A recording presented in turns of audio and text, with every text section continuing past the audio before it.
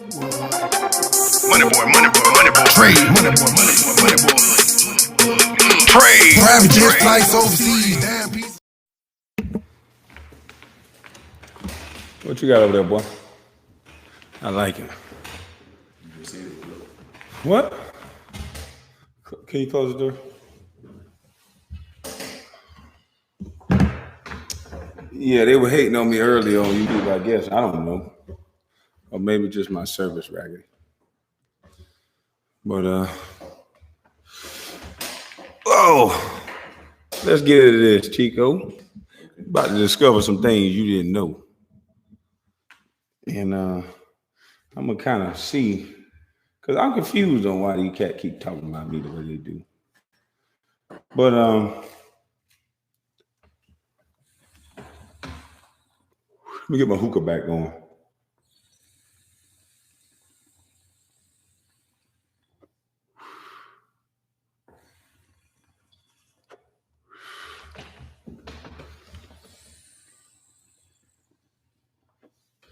There it is. All right, so let me try to pick up on the story where I left off at. Damn, my eyes red as shit, but you know I love hookah, so let me try to pick up on the story. I think I was at the point to where I was talking about my friend Lomac, Roger McCrae, and talking about breaking my fifth and fourth metacarpal, I want to say. Not that I'm smart. I just broke my metatarsal, which is in the foot, and my metacarpal, which is in the hand. So not that I'm a smart guy. It's just I done been injured so many times and didn't quit. Unlike Stack 5 quit in Charlotte. But my friend Lomac, he was a ladies' man, street guy. He was in this little bar and he was talking to this little chick, and emotional dude, kind of like Jack and what's the little light skinned boy? What's Matt Barnes, the emotional nigga that was fighting over his wife that she chose another man. That emotional nigga that did that? Oh, okay. And this nigga had the nerve to tap on somebody else. Tell me, yeah, it was just one player. Mentioning me in different podcasts.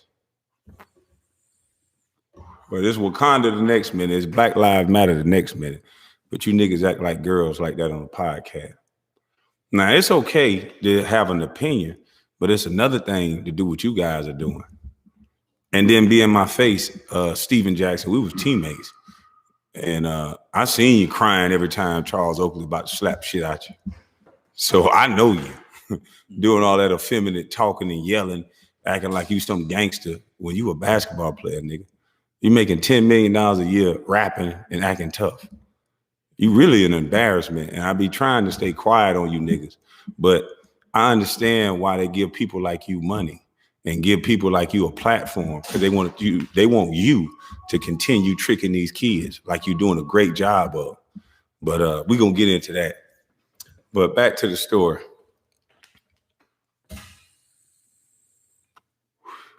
We in Gainesville, Florida. I'm on a visit.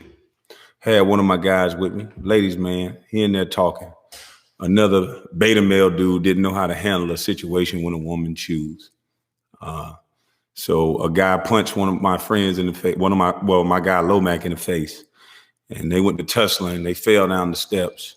So when I came to intervene, big ass football player punched me off guard in the face. Boom.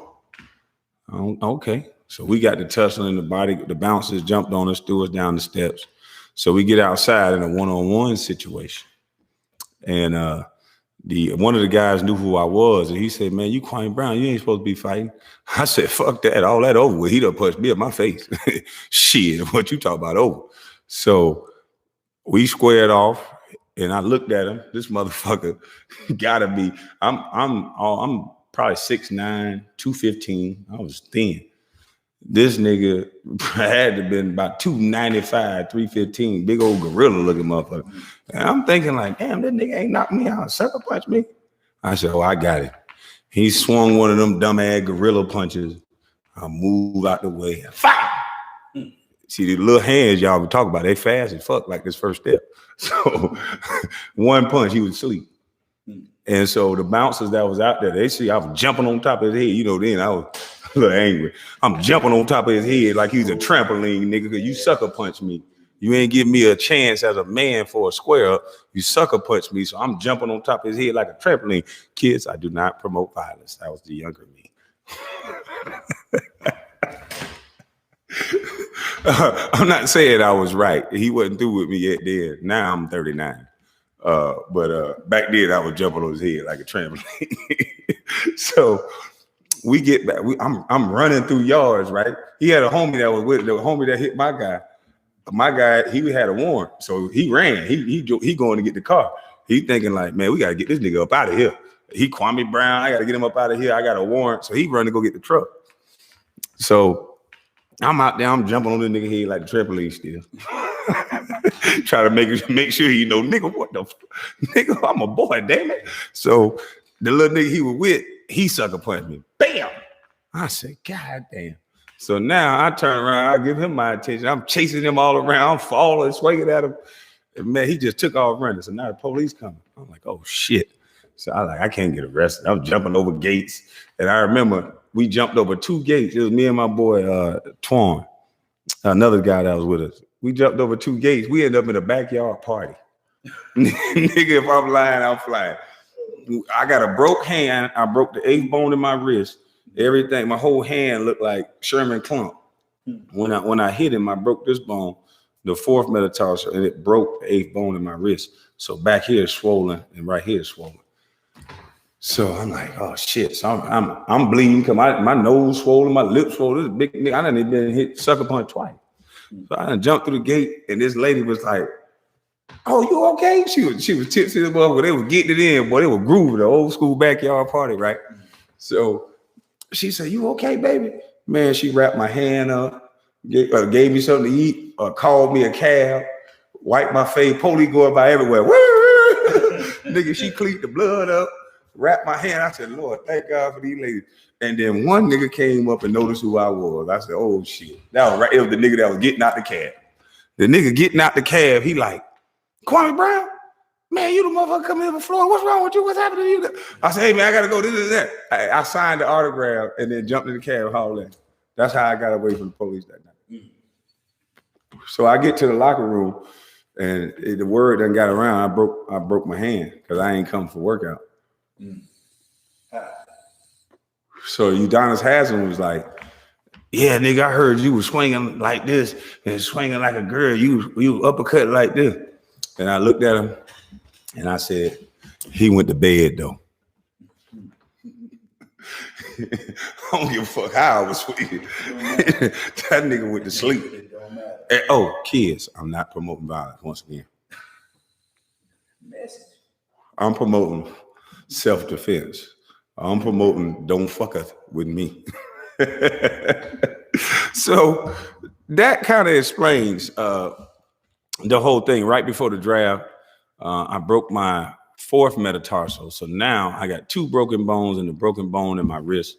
So now my whole shot, my whole hand, and everything is a little bit different. But they were aware of the situation. This is what you guys don't know.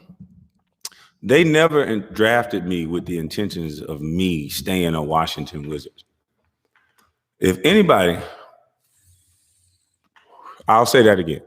They never drafted Kwame Brown with the intentions of being the #1 draft pick. I was supposed to be traded. MJ was a 39-year-old man. He's from an era where, and that's why I'm not bashing him.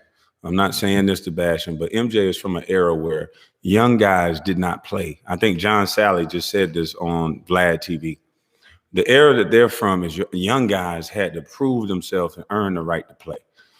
You could say it's wrong, you could say it's right, you could say whatever, but that's the era that he's from. I was drafted in order to be traded for Elton Brand to come to the Wizards so MJ can get into the playoffs and compete for a championship. So the fact that none of the sports writers and the beat writers never asks. MJ is a very shrewd businessman. What company ever bought a product that they had time to look at, examine? They check your mind, they check your heart, your blood, they check your family. They know everything about you. What company that know everything about you then turns around and bash the product that they put out? Right.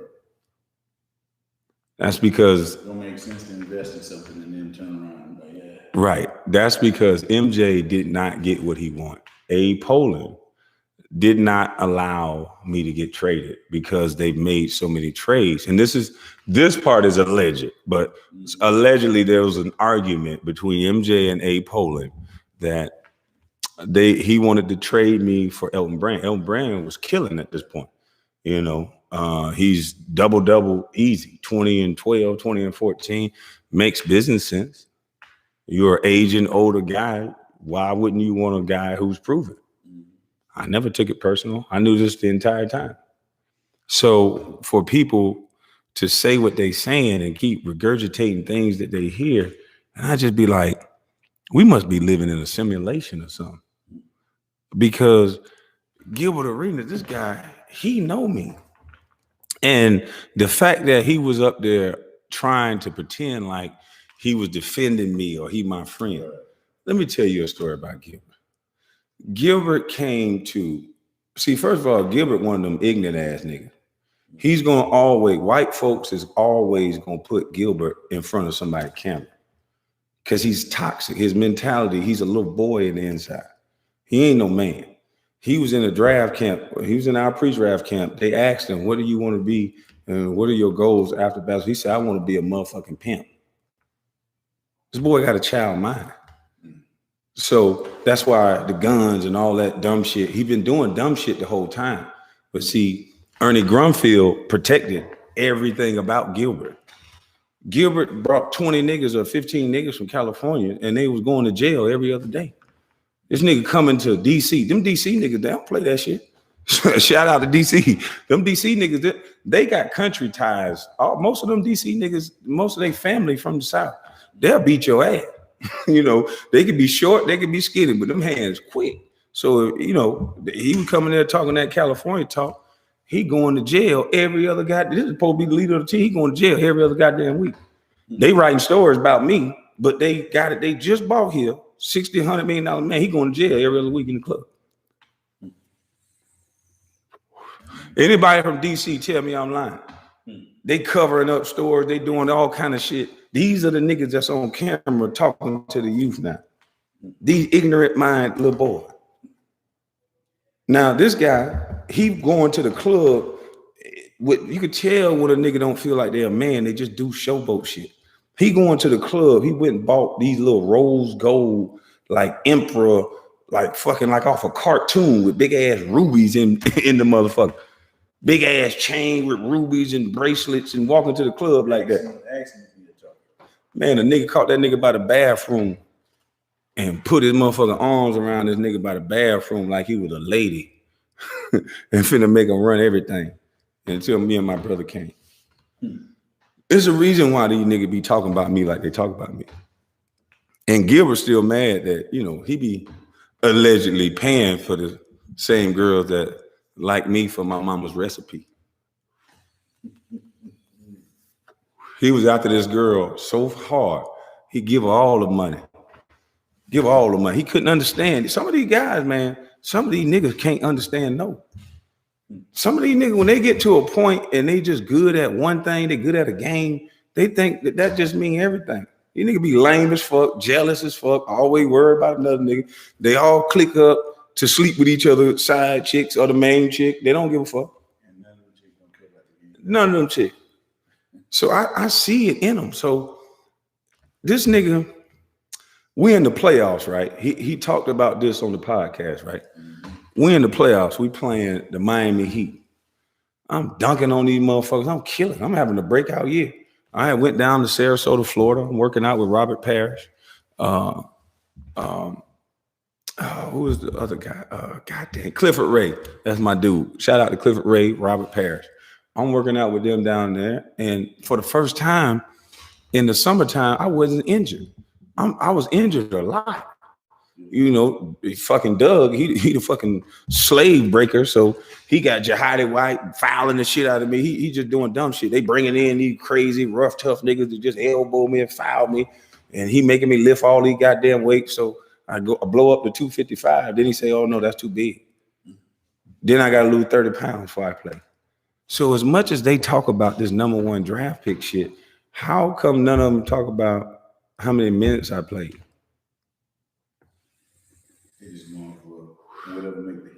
None of them talk about the analytics and why I was in the league so long. So Gilbert Arenas, he understood. Gilbert Arenas is the worst thing for niggas.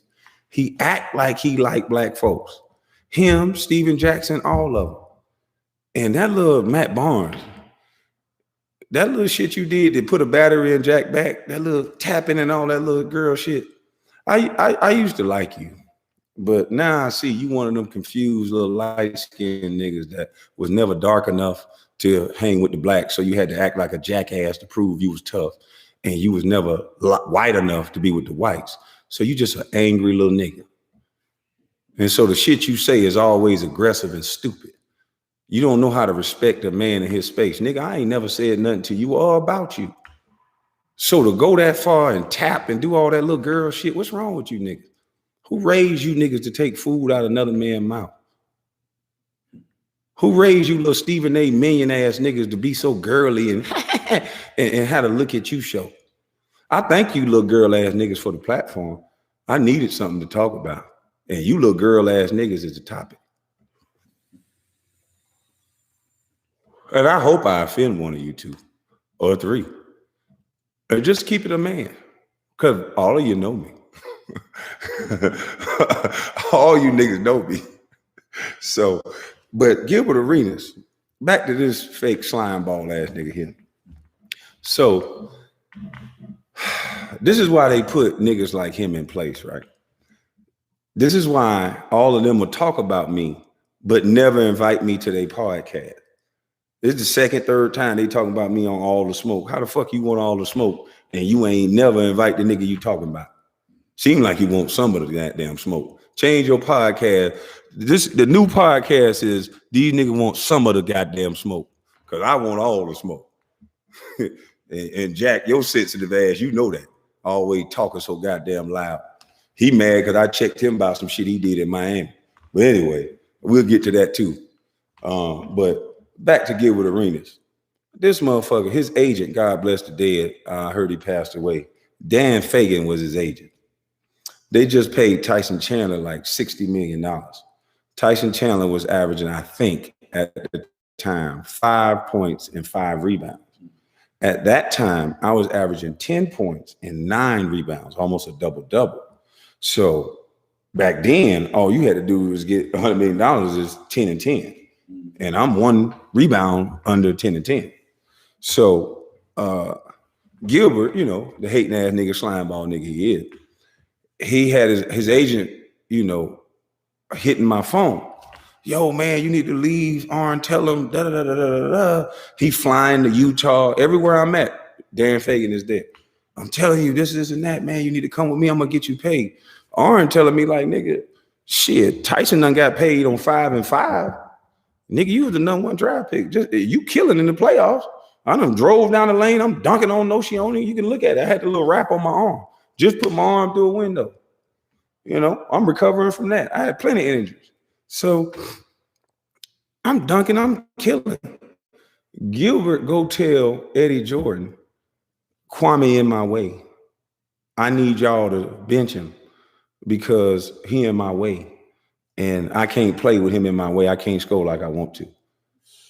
And because they did, and he even said this in his own on the podcast, if you listen to what he said when he was talking to Steven Jackson and the little light-skinned girl, if you listen to what he said, the nigga said, when I was in school, they never punished me for nothing I did off the court.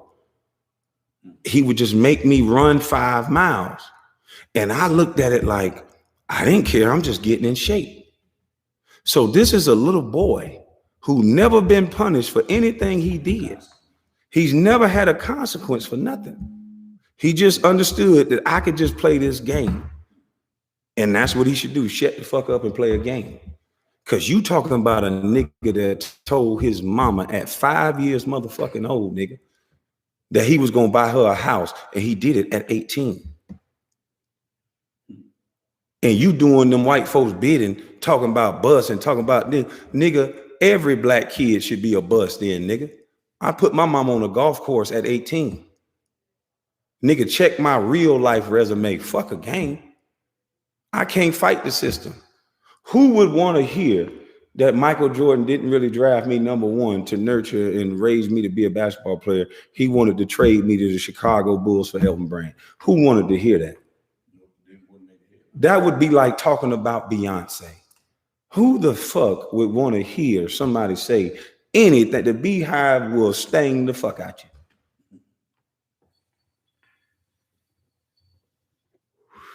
So I know this. I'm a man child. I've been a grown ass man. I've been taking care of my mama bills since my brothers went to prison. Shout out to Mitchell's Construction. Shout out to McDonald's. Nigga, because I needed that money to help mama. And that's why I'm opening up programs. And I told you niggas, thank you niggas for giving me the platform, because you niggas dumb. You take your platform and talk about stupid shit. You niggas, that's why they give you a platform, to be a fucking idiots. And when the last time you Black Lives Matter punk ass niggas talked about somebody white? Every podcast, every show, they talking about some black male. They pay these niggas to do that. White people don't gotta attack us no more. They got niggas like this. Here I am minding my business, never said nothing about these brothers. They could have had their opinion on the trade and included me, because she said something factual. I was traded for Marc Gasol and Kwame Brown. Oh no, it's just one person. Nigga, my mama said I was somebody, you bitch ass nigga. The fuck these niggas talking about? I'm on a team with this whole nigga. This nigga act like a female. Steven Jackson, that nigga act like a female. Running into clubs with guns and with rags hanging out his pocket. He Black Lives activist 1 minute and he a gang member the next minute. They give stupid niggas like that a platform to say a bunch of dumb shit. This nigga will never talk to me like that in my face. But you will get on TV and try to act like that? That's amazing. These niggas amazing. So Gilbert Arenas goes on there saying sly comments and then acting like we cool at the same time, when I done saved this nigga from plenty of situations in DC. This nigga is just stupid. You can't save that nigga from, he a crash dummy. He one of them niggas that's from the valley and something about his mind is off. He want to be a street nigga so bad. He can't just be a good guy and a man. See, I'm a man, and that's why a lot of niggas jealous of me. I don't give a fuck what you call yourself, what organization you with or nothing. You disrespect me, I'm gonna disrespect you, and then hopefully me and you can figure that out. Not your gang. You say you a man, I wear this shit on my sleeve. And I come with respect. I don't bother nobody. You don't hear me talking about nobody. This nigga Steven Jackson say successful people ain't hating. When he was mad at the nigga Charleston White, he say successful people ain't hating, and hating people or some shit like that. Nigga, you broke. Now, why you hating on me in that matter? I ain't say nothing about this nigga. I know about all the dumb shit this nigga do. The nigga take my baby mama and go with his wife down to Miami. He out in front of the club acting like a straight up jackass. $10 million in your account. How the fuck you think you a street nigga? The street niggas I know not gonna respect you to be no street nigga. You better be coming ass backwards with your wallet forward, nigga. Then you could be a street nigga. But niggas that do that every day, you think they gonna let you be a street nigga? These niggas mind messed up. And maybe that's why they keep talking about me in the manner that they talk about me, because I just don't get it at this point. You don't talk analytics. At one point in time, I think in 2004, these are facts. I was like leading the league or second in the league at getting to the free throw line. How is that? How I'm getting fouled so much? I'm putting my foot in these niggas' ass every time I touch the ball. And you got to think about it. Gilbert shooting the ball 20, 25 times a motherfucking game. Larry Hughes shooting the ball 20, 25 times a game. Motherfucking Antoine Jameson shooting the ball 20, 25 times a game. Nigga ain't up but 8, 10 shots. I got 30 points on 12 shots. Look at the percentages. Nigga, if you looked up the percentages of how I scored the basketball, give me 20 shots, I'm on pace with every nigga in the league. At one time, me and Kevin Garnett points and rebounds per minute, because that's how they do it. And that's why Stephen A. and all these guys that they pay to just talk about black people, that's why them niggas, it's more about being a personality and bashing black folk. That's all they do, 24 hours a day. Make grown men that have made sacrifices their entire life, that have helped their entire family, that some of these people have a way better head start and way better advantage. I know white folks studying how in the fuck this boy beat every statistical. They need to do a movie about my life. How did this guy beat every stereotype that they say make you lose? That's why I printed a shirt one day. I got a shirt that say, fuck what they say.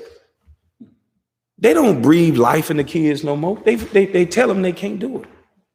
That's why they want to bash a guy like me over and over. It's 20 years ago since I played basketball. I got drafted 20 fucking years ago.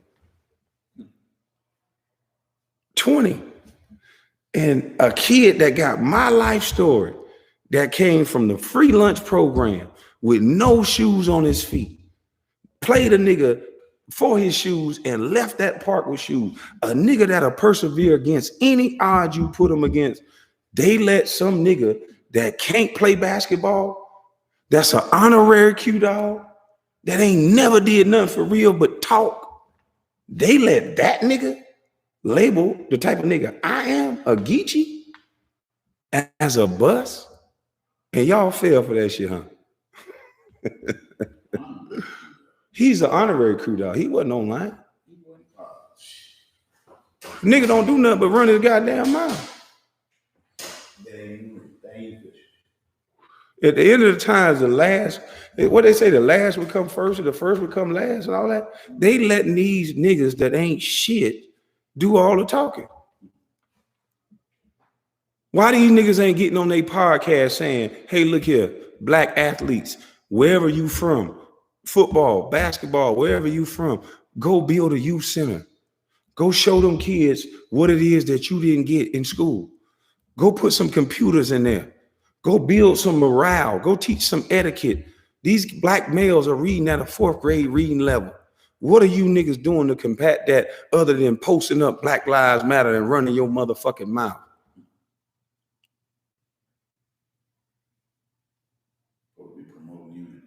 These niggas talk about unity when a black man die. But then when somebody alive, all they do is kick like little bitches. Jack, me and you ain't even on the same level. I know you. You pay for women, nigga. I know you very well. Buying bags and all that shit, nigga. I know you. I know a lot of you effeminate males. So you niggas need to quit it with me. Don't ever speak on my name in that manner, nigga. When I don't talk about you, nigga, don't speak on me. Point blank, period. That's man shit from the go, nigga. This basketball shit that we was in, this fraternity, nigga, is supposed to be that. You niggas ain't supposed to be getting podcasts to talk like bitches and act like the rest of these niggas that ain't in the fraternity. The fuck is you talking about? That's what y'all want to let out for these kids to see? Nigga, ain't no nigga in the NBA a bust. Compared to everybody else, they the best.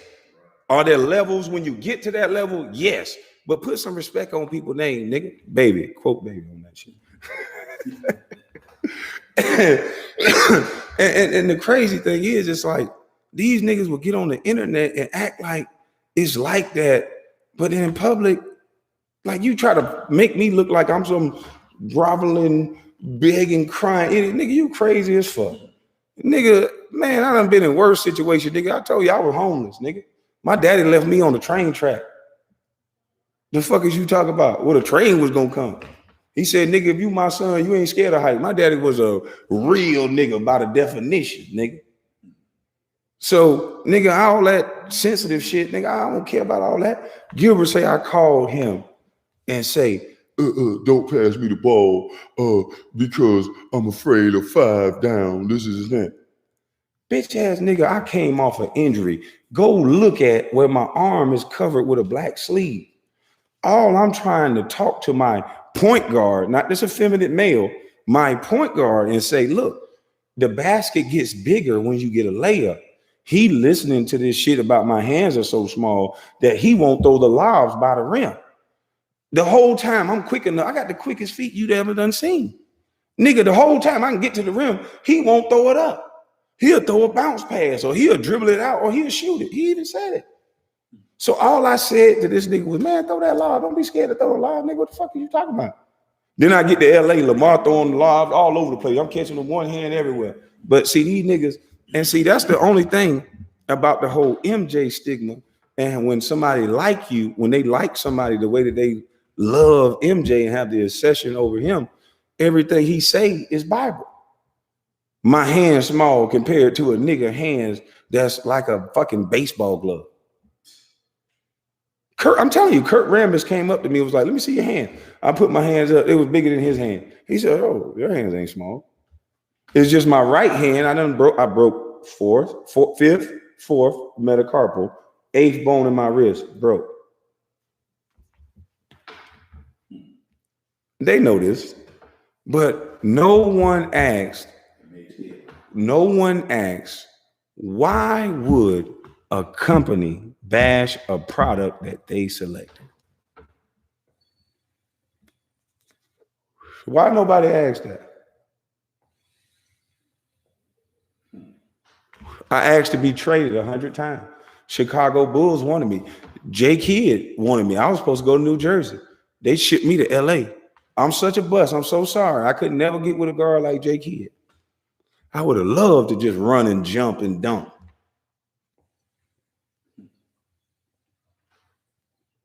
They keep thinking stars are born. That's the dumbest shit in the world. Dog, put any NBA player and do the numbers. Give them 25 or 28 shots guaranteed a night. If the son bitch get hot, he'll make 15 shots, 18 shots. If the motherfucker off, he'll make 7 and get to the free throw line a couple times. There are your numbers right there.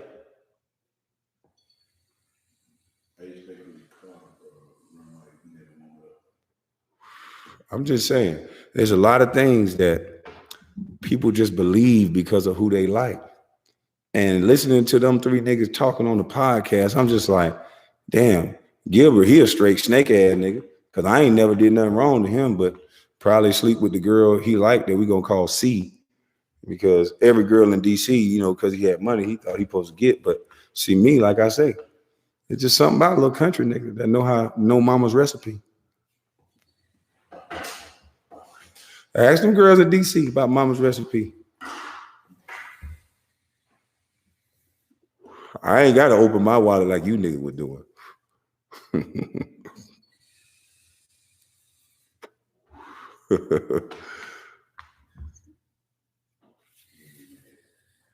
I don't give a fuck about these niggas getting mad. They started that shit.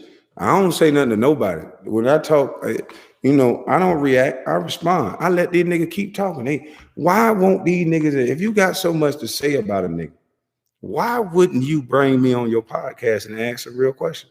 How did I make it in the league 12, 13 years? You're a bust. I guess that's just a word. Then they trade me to a team, God rest the dead, with Kobe, with somebody who also is going to shoot the ball every time. I had the ball when I was playing.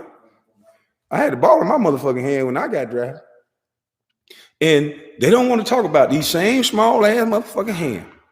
I wish they'd release some of them films when them niggas walked in that goddamn gym. Release the hounds. I showed them niggas Manor House. I showed them niggas the free lunch program. I showed them niggas exactly what happened when a kid get an opportunity with no shoes on.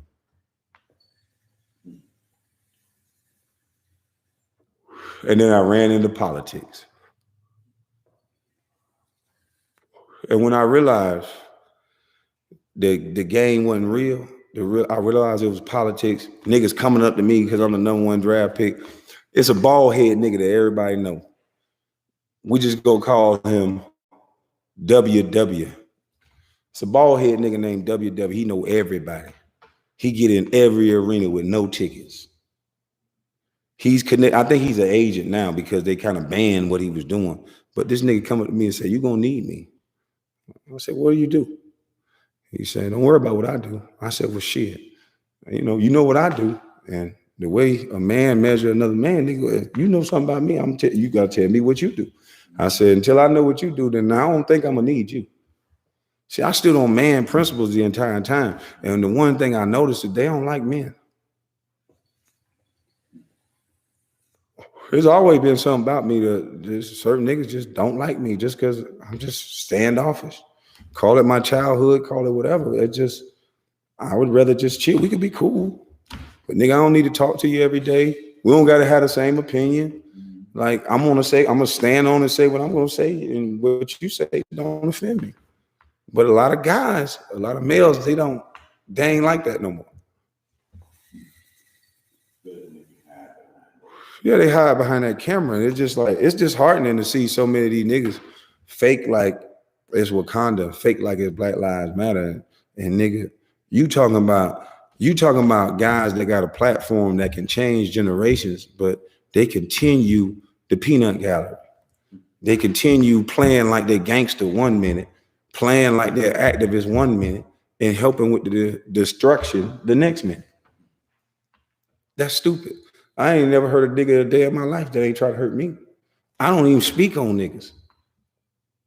You ain't heard me say nothing all these years these niggas been talking.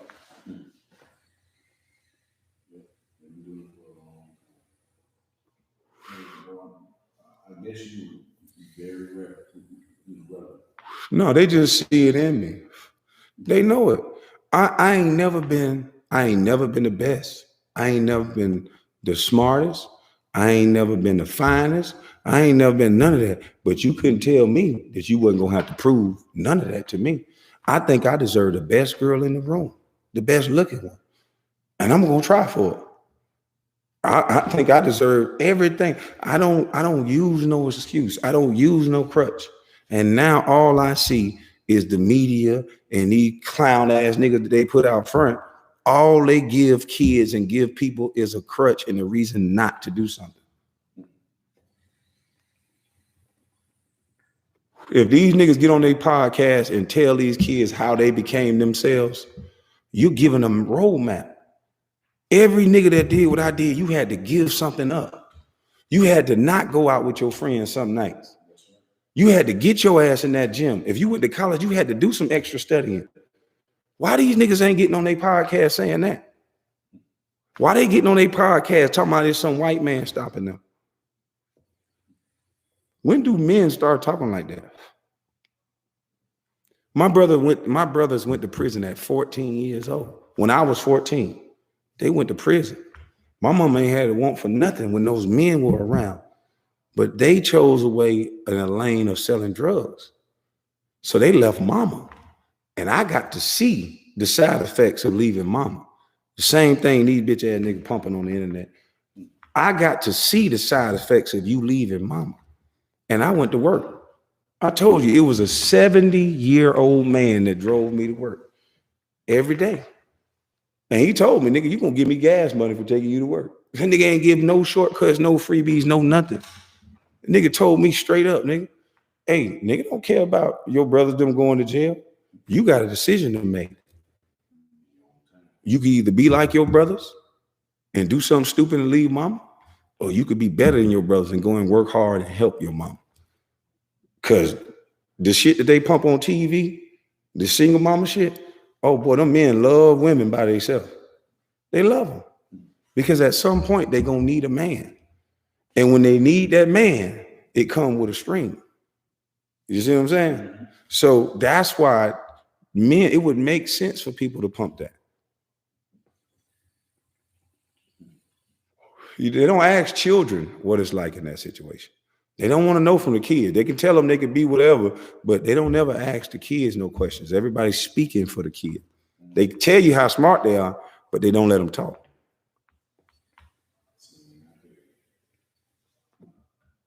So, Gilbert, Steven Jackson, all you niggas that talk about me, I understand, man.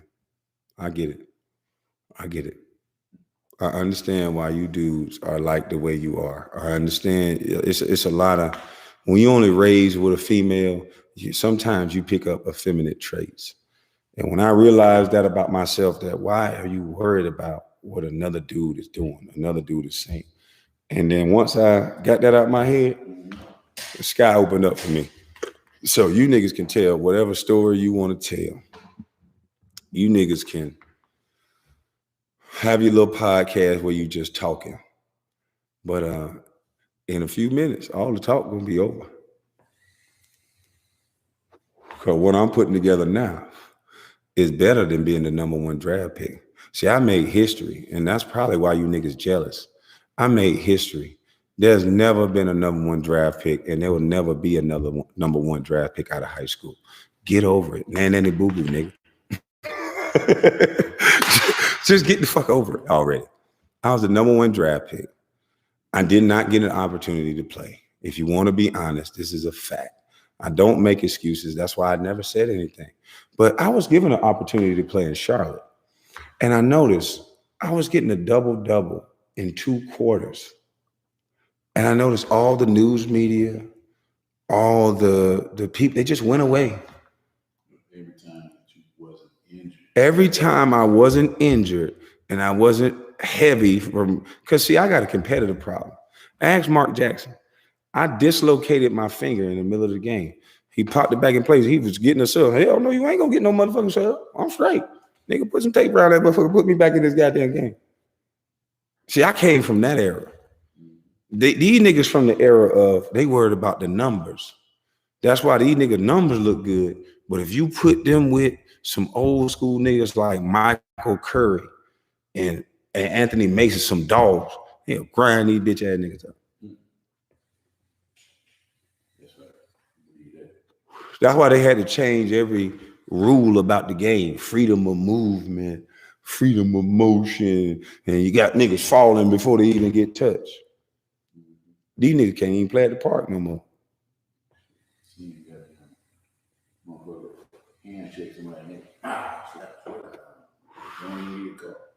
But it's just interesting to me, dog. 20 years and these niggas talking about me like it's fresh.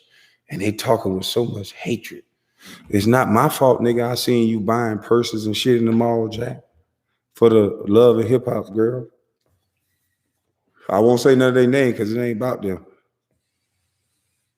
It ain't my fault you feel inadequate. So you got to buy them women.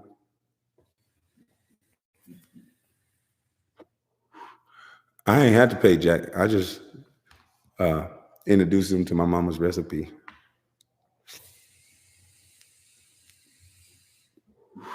These niggas be trick bag, all up in Onyx, throwing all their money and doing all this dumb shit. This nigga, we in Charlotte, we fighting for the playoff run. I'm getting a double-double a quarter with these same small hands, double-double in 2 quarters. Y'all go fact check me. This nigga, Steven Jackson, so effeminate, this nigga quit on the team because they traded old boy, what's his name? I love this nigga. This is a hard jumping motherfucker. He came from, I don't know this nigga name. Black ass nigga from Alabama. High jumping motherfucker. He got drafted by, shit, what is this nigga name? 3 guards. He was, man, what is this nigga name? Black ass nigga smoke Black and Miles all the time. Name the guards on that Charlotte team.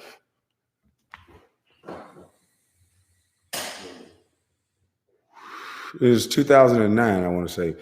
What is his name? Gerald Wallace. Gerald Wallace. Sorry about that, Drew. I like that nigga. That's a hard country playing motherfucker, boy. I'm talking about that nigga play. And we all was mad when they traded him, but nigga, at the end of the day, you got to do your job, nigga. And these motherfuckers paying this nigga $10 million.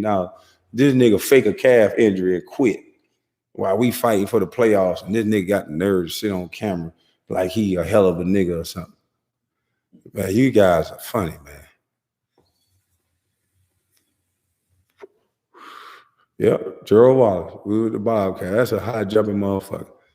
These niggas don't even breathe life into these kids. They don't tell them nothing about how they got nothing. They be in the hood to brag about they could be in the hood because they got some niggas that are protecting these niggas. That's probably why a lot of these niggas talk the way they talking. These niggas talk like they got a lot of niggas protecting them, kind of like a woman would talk. You know how a woman to know they got a badass husband and she'll just stick her chest out a little bit. How these niggas be acting?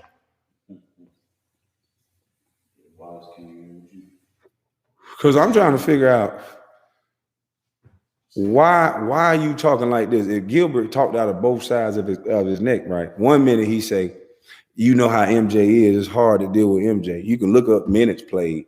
You can't compare it to no other than number 1 draft pick. You say that 1 minute and then you say his hand small, this is that. And only that came from MJ. How come my hands were big enough when they lined them niggas up and they brought them in that gym? Exactly. So what made it, if your hand was so small, what made them pick you over Tyson, Curry, and the rest of it? I'll give you a little secret. I was out of shape because my hand was broke. It was just healing up from breaking my hand on that little visit. I would have whipped their ass worse than that.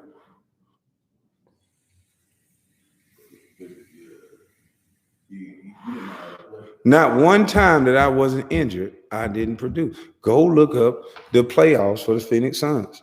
They put a rape case on me, all kind of shit. Motherfucker coming with the cameras. And I'm like, what? Nigga, how dare you? This boy. I'm like, what?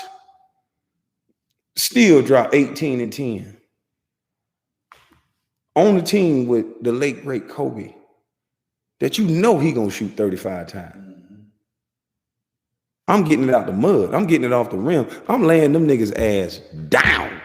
The nigga, go look at when Kobe had 81. Some of them shots, nigga, he was stepping across half court. But that's because the rim got bigger.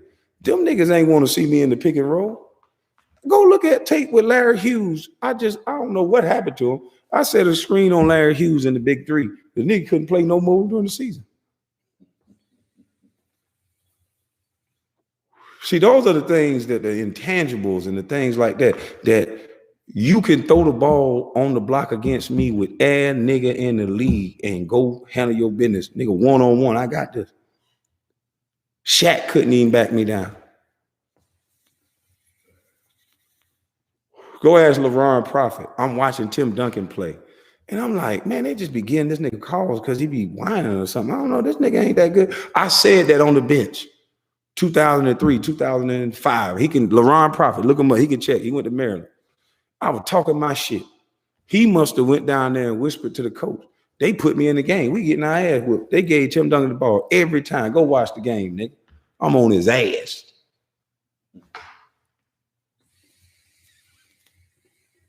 Nigga, we switched the pick and roll with Steve and Nash in the fucking playoffs. How many centers you know? I had ankle issues. Nigga, I just had ankle surgery and shoulder surgery in the same summer. Them little clips they showing you, well, Kwame Brown can't dunk. Kwame Brown don't want to go to the free throw line. Nigga, I'm on all these drugs. Nigga, they blood testing me because I'm taking so many goddamn innocent because I can't lift my shoulder and my ankle so goddamn big. So that's the shit they don't tell you. Thank God for the Detroit Pistons and Arnie Cantor. Arnie Cantor took a look at my ankle, took a look. He like, what the fuck? He started working on my hips, working on my motion. He actually worked with guys. Most of these teams, they don't give a fuck about these niggas. Give you some drugs, get your ass back in the game.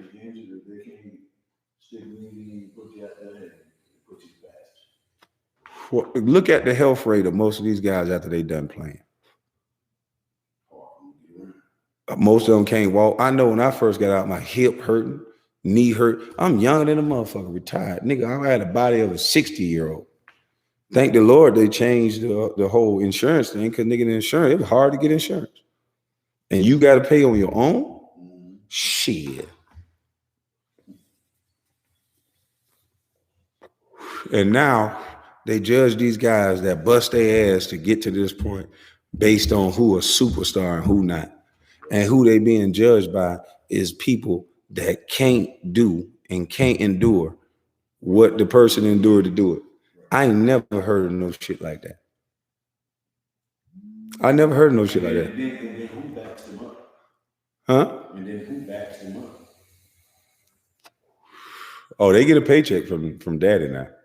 The more if you notice, it no matter who it is, the more you talk about a black man, you get a paycheck from daddy. The more you got your foot on a black man's neck, daddy will look out for you.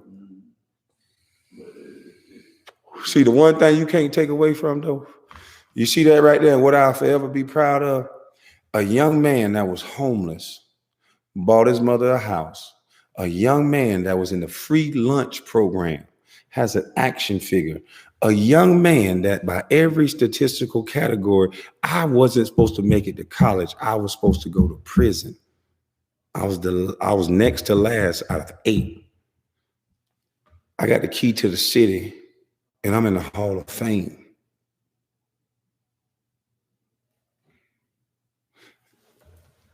You call that a bust? I done been stole from. I done been robbed. I've been stole from. And the sad part about it is they create these distractions because so many of them niggas getting stole from. And I'm still independent.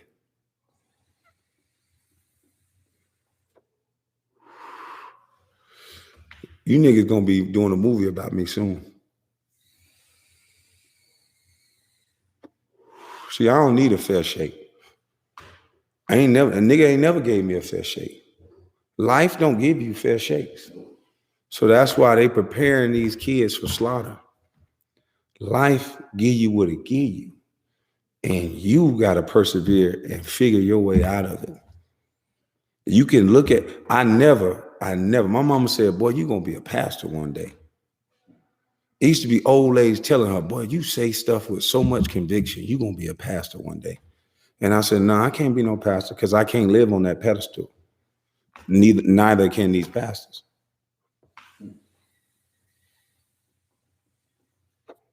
I can't preach it and then be, boy, look here sometime. Never mind.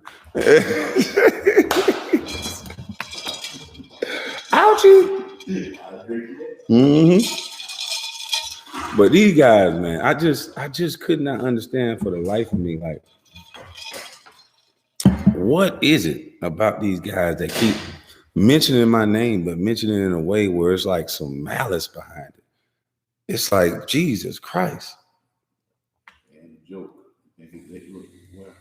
why is it still funny 20 years later? But these niggas be slime balls. And I think that's why they talk about me like that, because I actually know the real people. I don't know that nigga Matt Barnes, but you could just look at his character and tell, like, we used to torture light-skinned niggas like that. You know it. Mm-hmm.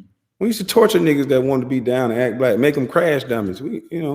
He was a victim. That's why he's so angry. Mm-hmm. Always want to fight. He an old ass nigga, always want to fight somebody. Can't never challenge a point. He won't fight. That's childlike behavior. And all the Smoke podcasts, it sound good. I'm available, Jack. My number is still the same. You got my number. If you don't, I ain't hard to find.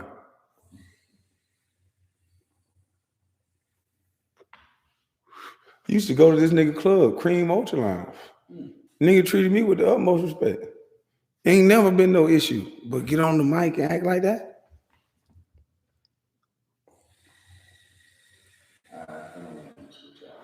And just listening to Gilbert Arenas talk, and I'm like, nigga, you took food from my daughters, nigga. I went to that nigga, I wanted to kill that nigga. I ain't gonna lie. This nigga, you took food from my daughter, nigga. When I was gonna leave my house and bond this nigga out of jail, I ain't never did a nigga wrong.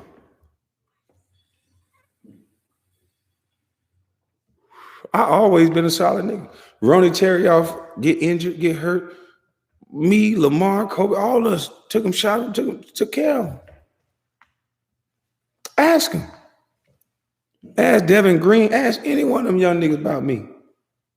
Worked out with them, all that. But these niggas that they put in position now, these niggas are like gatekeepers for chaos and nonsense.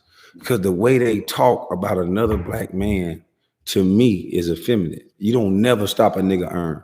To keep something going. And then Steven Jackson, how dare you, nigga? Your track record, your life don't even compare to mine. You talking about a motherfucking game, nigga. You running around this motherfucker getting your teeth knocked out, ran over, fighting motherfuckers in the stands, being dumb, gang banging, stupid shit. Nigga, man, boy, stop. Man to man, Jack, you and I both know. Stop it. So the shit just be amazing to me, man. I walk around, I don't bother nobody. I might say a joke you don't like. At best, I might say a joke you don't like. And if you tell me you didn't like the joke, nigga, my bad, homie. These motherfuckers 40 years old. These niggas 40, 44, 42, yeah. And these niggas they got the mindset of a child. Still talking like that. Wakanda, Black Lives Matter. But you talking like that about another black man that ain't say a bitch ass thing to you or about you. When they would have got the same ratings leaving what they said out. Right. That didn't what points they got? Cause these niggas do clickbait.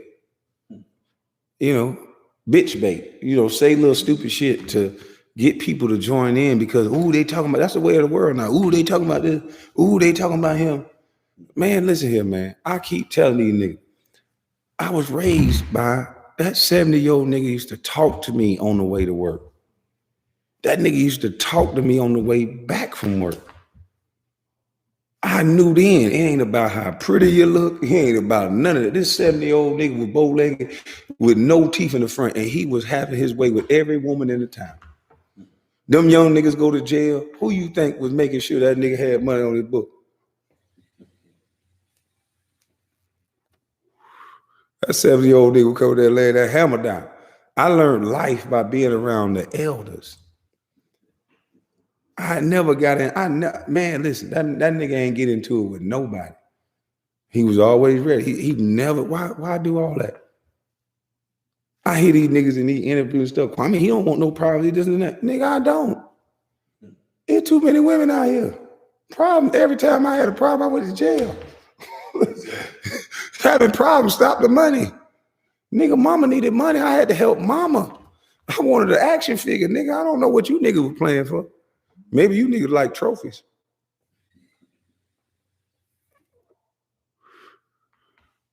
I like trophies too. I got a competitive problem. I really wanted to win in goddamn LA. But one thing about it is I never lost sight of motherfuckers that was struggling. To this day, I'm feeding the kids in Brunswick, the football team, on Monday. But now I know my true purpose. It ain't to give back during a turkey drive or a holiday. Nigga, go back to your community that you from and stop talking on camera. Go back where you from and make an impact every day. When I was young, when I was 13, I wore a size 13 shoe. Guess what you couldn't find in the store? A 13 shoe. Do you know how helpful it would be if every athlete just had a shoe drive in their city once a month and just passed out shoes at their little teen center that they create, that they teach these kids mathematics and technology and reading and skills and etiquette and trades? Because it would be easy for these guys to do instead of just getting on camera, running their motherfucking mouth, being pawns.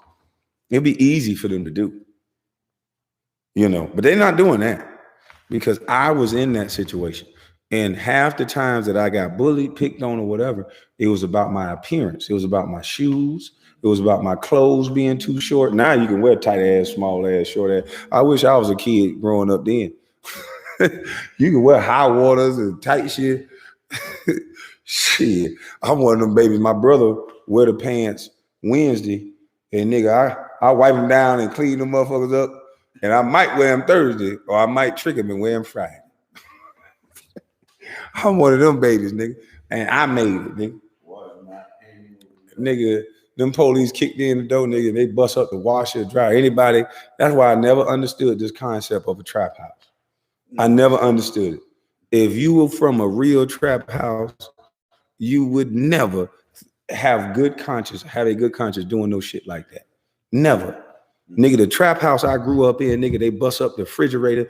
I watched my mama face down for 3 hours. Nigga, they treat your mama just like they treat everybody else. AR-15 to the face, everybody cuffed. I'm cuffed at 9. I got school in a few hours. I'm face down.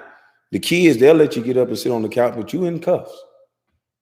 Yeah, that's the trap house I grew up in. Then they bust up the refrigerator. They bust up the wall. Wherever they think you got some dope at. They rip up the couch. They bust up your toilet. They bust up everything. Washer and dryer don't work. They bust that up, and then they just leave. Kick your motherfucking door off the hinge and don't put it back. Now, mama get a check from the state. So the one thing you not finna motherfucking do if you grew up in a trap house is you ain't finna miss school. You got a headache? I don't give a fuck. Yeah, you gonna get your ass a Robitussin. You going to school. Because attendance was important. Yeah, you going to school, Jack. So you bust up that house. Do you know how many times I done went to school, nigga, on no sleep? And I'm still getting A's. They done regentified the neighborhood. We over there with white boys, and now the white boy looking at us like, nigga, you ain't smart enough to be over here. And it pissed me off. So I ain't fighting you. I'm gonna prove you wrong. And I did.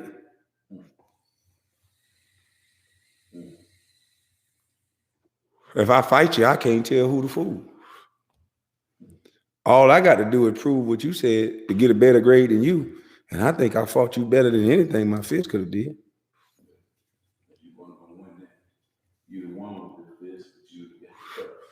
See, that's why I think a lot of these niggas talk about me. I just think different than these niggas.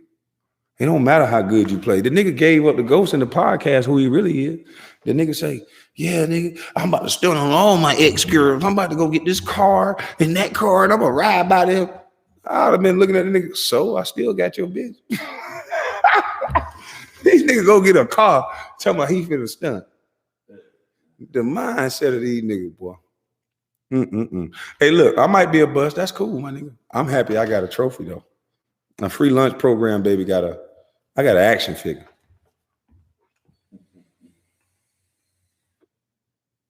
How many free lunch program babies get what I get? Y'all being confused by a made-up word. Reality is different. I have an impeccable real life experience from where I started, and I ain't through yet. Why they ain't put you on the podcast? They know better than to put me on a podcast. Everything that them fake niggas preach and get paid to say, my life disprove everything they say. And the scary part about it is their life disproves it too. But they getting paid to say otherwise. Notice how they don't do nothing for real. All these athletes now, they're making it rain in every strip club they go into. I never understood that concept. I used to try to talk to these niggas about LLC, this and that. Once I was learning the game, I was trying to do it. And I bumped into too many motherfucking snakes. But now that I'm in the mindset of everything got to be ran, controlled, and done by me. And so instead of them thinking like that and doing that, why are all these athletes shouting and hollering on TV? You have the one thing that can control outcome. You have capital. Go create the job market for your community. Go create the business centers. Don't go get that money to your financial advisor that's gonna probably take it from you. They're gonna put you in shit you don't understand. Yeah, they're getting it going and coming. Go take that money, buy your neighborhood, and you control it. Give home ownership to these women that got these children, because that's what make better schools. Home ownership. We complaining about the schools, but we take the rent free. The only reason why the white neighborhood is quote unquote better, they have the finances. They buy homes, which go to the roads, the police, the school system, all that. That's your money. That's your tax base. But these niggas ain't gonna get on no podcast and say nothing that make no sense. These niggas gonna tap other niggas and say, hey, Kwame, it was just not even one other person. It was just somebody else. You niggas disgust me sometimes. And I'm gonna go back to being quiet. And guess what, guys? When you see me, it ain't no beef. I don't want to dap. I don't want to talk. But it ain't no beef unless you guys make it beef. But just remember, you guys started talking about me in more than one occasion. And I think the reason why you guys talk about me, because most of you that talk like that, y'all suckers. You can smell this man and this testosterone coming off of me. But when I see you effeminate niggas that need to be in the limelight and attention seekers, and the way you talk and yell, Steven Jackson got picks. He tough around certain people. And then certain people he got to call his big homie, his tough guy advisor. What grown man standing around? He ain't grown.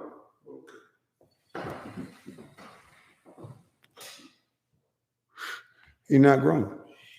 These niggas is cartoon characters. They get on there and they base their life on how good they play the game. What a game over, nigga. Exactly. How you play life? How you niggas playing life?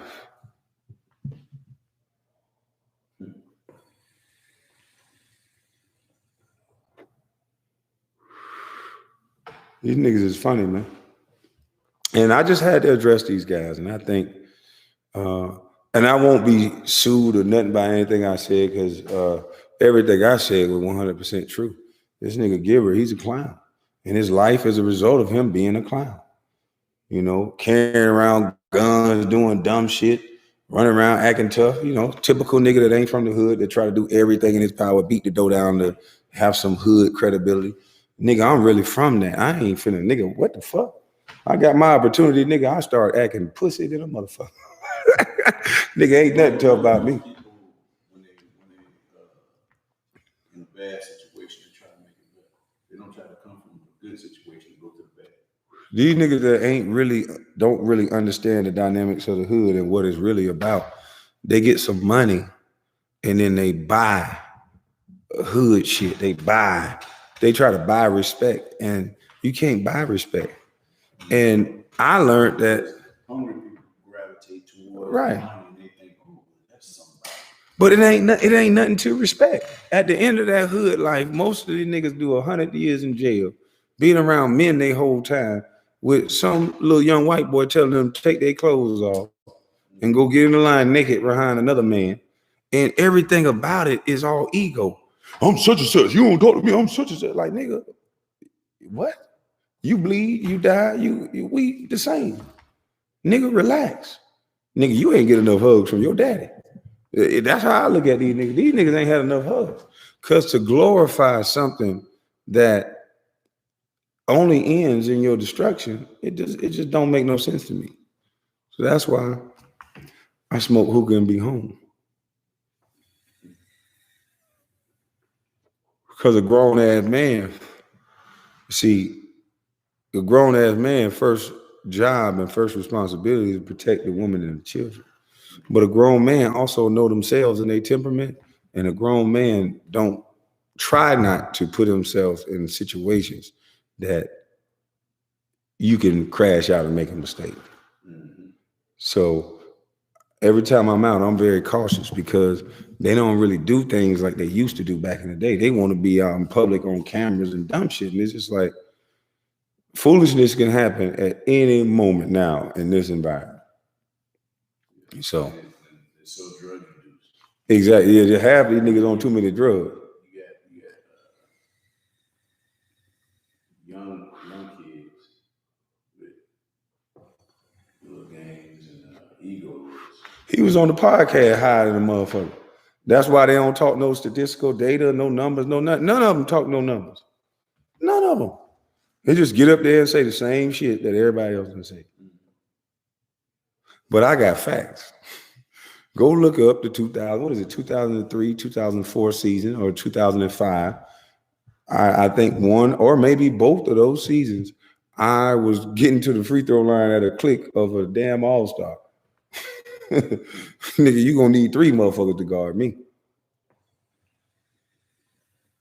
And they ain't throw me no lobs, and I ain't have no point guard. Brevin Knight, go look at the game where Brevin Knight took over at point guard, a pass first point guard, and look at what happened. Go look at that. Not a nigga that got to shoot the ball every time, a certain amount of time, by his own admission.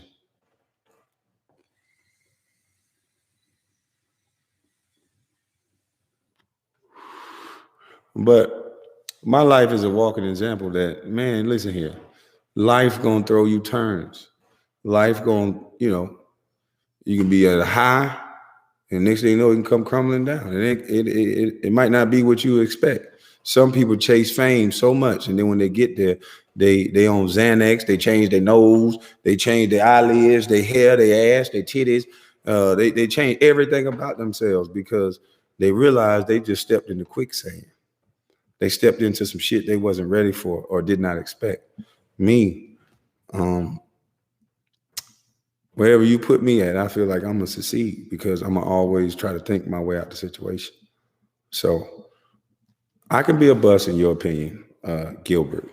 I could be a bust in your opinion, Steven Jackson. But the little Mexican black, whatever you is, boy. The confused nigga that's always mad. I don't even want to say your name because you the nigga who started all that. But I know you think you a tough guy too, so you probably want to get tough. But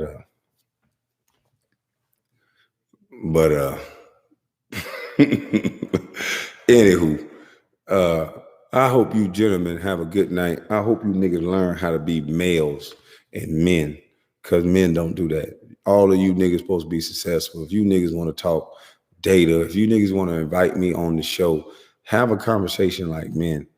Don't do that. Leave that for guys that are not in this fraternity. That ain't what you guys got a podcast for, to do what y'all doing.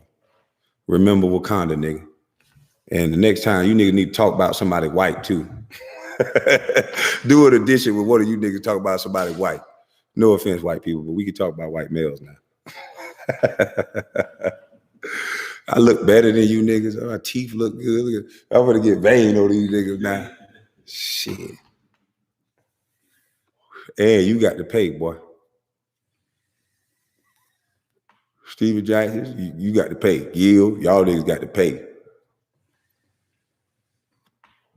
I got my mama's recipe.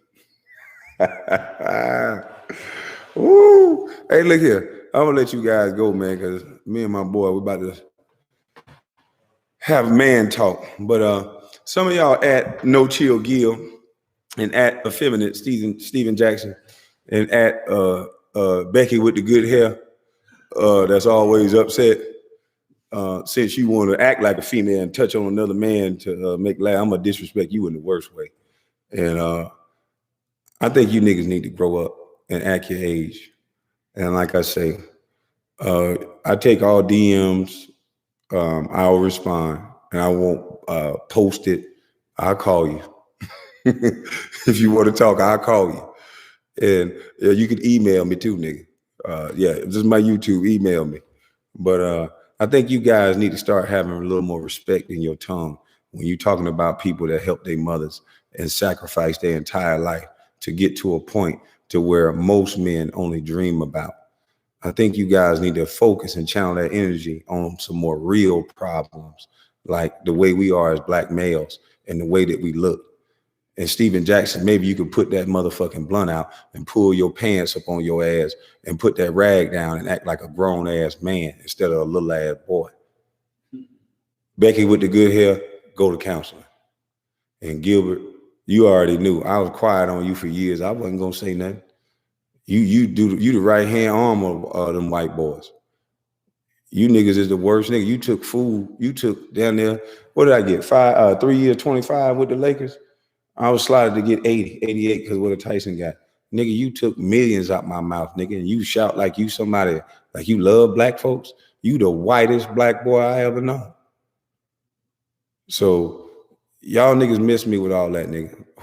Whichever one of these white folks paying you niggas to come at me, this here one, you niggas better go find you something better to do. Becky with the good hair, you need counseling, boy.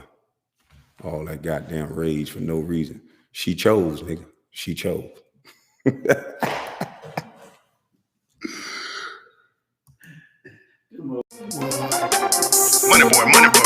Trade. MoneyBoy. Trade. Private jet flights overseas.